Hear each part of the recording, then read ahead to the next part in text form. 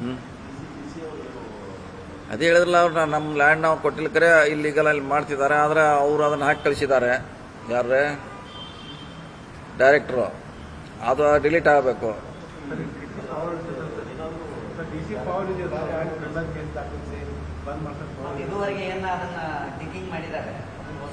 ಅದಕ್ಕೆ ಪೆನಾಲ್ಟಿ ಹಾಕ್ಲಿಕ್ಕೆ ಅಧಿಕಾರ ಇದೆ ಇರೋದ ಪೆನಾಲ್ಟಿ. ಆಮ್ಯಾಗ ಅದು ಮళ్ళీ ರದ್ದು ಆಗ್ಬೇಕಿಲ್ಲ. ಅದು ರದ್ದು ಆದ್ಮ್ಯಾಗೆ ಈ ಸರ್ವೆ ನಂಬರ್ದಾಗ ಎಷ್ಟು ಮಿನರಲ್ ತೆಗೆದಾರ ಅದ್ರ ಮ್ಯಾಗೆ ಅವ್ರ ಮ್ಯಾಗೆ ಪೆನಾಲ್ಟಿ.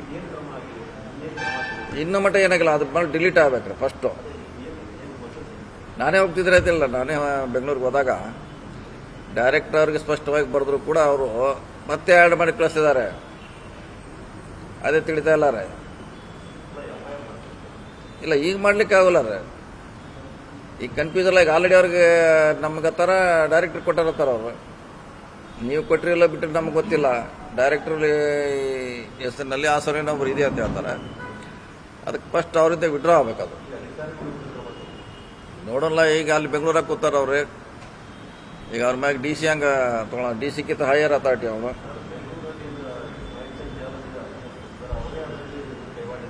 ಅದಕ್ಕೆ ಹೋಗಿ ಅವ್ರಿಗೆ ಡೈರೆಕ್ಟರ್ ಕನ್ವಿನ್ಸ್ ಮಾಡಬೇಕು. ಹಾಂ ಹೇಳಿ.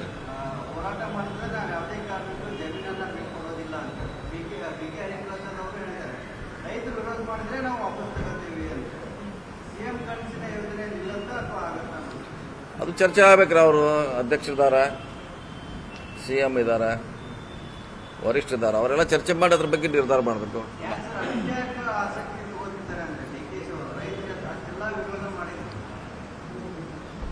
ನೋಡೋಣ. ಈಗಾಗಲೇ ಅದ್ರ ಬಗ್ಗೆ ಸಾಕಷ್ಟು ಪರ ವಿರೋಧ ಸುಮಾರು ಚರ್ಚೆ ನಡೆದಿದೆ.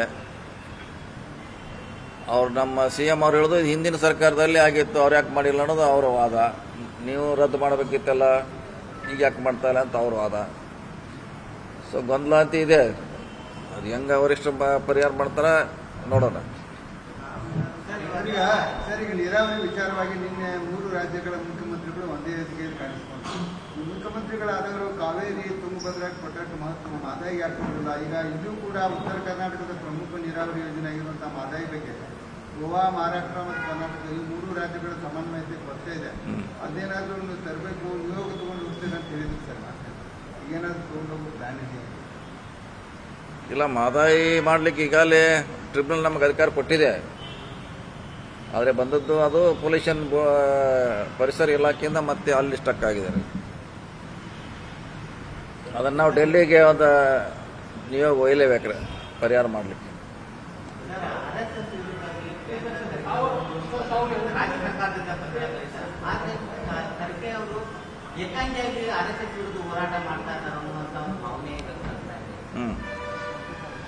ಇಲ್ಲ, ಈಗ ಮಾಡ್ತಿದ್ದಾರೆ, ಅವ್ರು ಮಾಡ್ತಾರೆ ಅಷ್ಟೇ. ಮತ್ತೆ ಅವರು ಪಾರ್ಟಿ ಆಗಿದ್ದಾರೆ, ಮಾಡ್ತಾರೆ. ಅದರ ಅರ್ಥ ಸಪೋರ್ಟ್ ಇದ್ದಂಗೆ ಇಲ್ಲ. ಮತ್ತೇನು ಸಪ್ರೇಟ್ ಹೇಳಬೇಕಾದ ಅವಶ್ಯಕತೆ ಇಲ್ಲ. ಈಗ ಅವರು ಪಕ್ಷದ ಮಂತ್ರಿಯಾಗಿ ಅವ್ರಿಗೇನು ಮಾಹಿತಿ ಕೇಳಿದಾರ, ಅದೇನು ಬಹಿರಂಗವಾಗಿ ಹೇಳೋದು ಅವಶ್ಯಕತೆ ಇಲ್ಲರಲ್ಲ.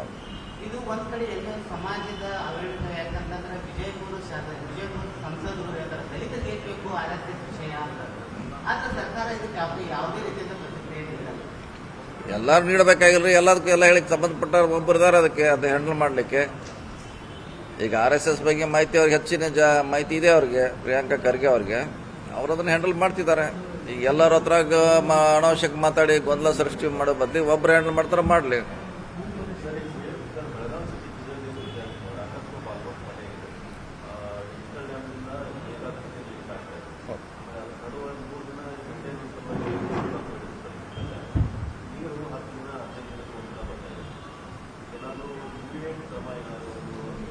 ಈಗ ಮಾಡ್ತಿರಲ್ಲ, ಯಾಕೆ ಅಧಿಕಾರ ಕೊಟ್ಟಿದ್ದಾರಲ್ಲ, ಈಗ ಬಂದು ಮಾಡ್ತೀವಿ. ಬೆಳಗಾವಿ ಮೀಟಿಂಗ್ ಮಾಡ್ತಾರೆ. ಸಾಧ್ಯ ನಾಳೆ, ಇವತ್ತು ಸೂಟಿ ಇದ್ದಾರೆ, ಇವತ್ತು ನಾಳೆ ವರ್ಕಿಂಗ್ ಡೇ ಇದ್ರೆ ನಾಳೆ ಮಾಡ್ತೀವಿ ಮೀಟಿಂಗ್. ಡಬಲ್ ಟೇಬಲ್ ಆಗಿಬಿಟ್ಟದ, ಏನು ಮಾಡಿದ್ರು ಅದು.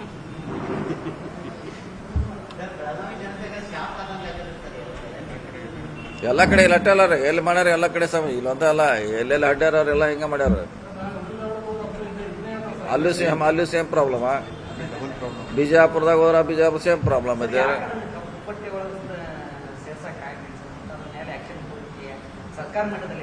ಸಂಬಂಧಪಟ್ಟ ಇಲಾಖೆಯವ್ರಂತ ಭಾಳ ಗಂಭೀರವಾಗಿ ಪರಿಗಣಿಸ್ಬೇಕಲ್ಲ.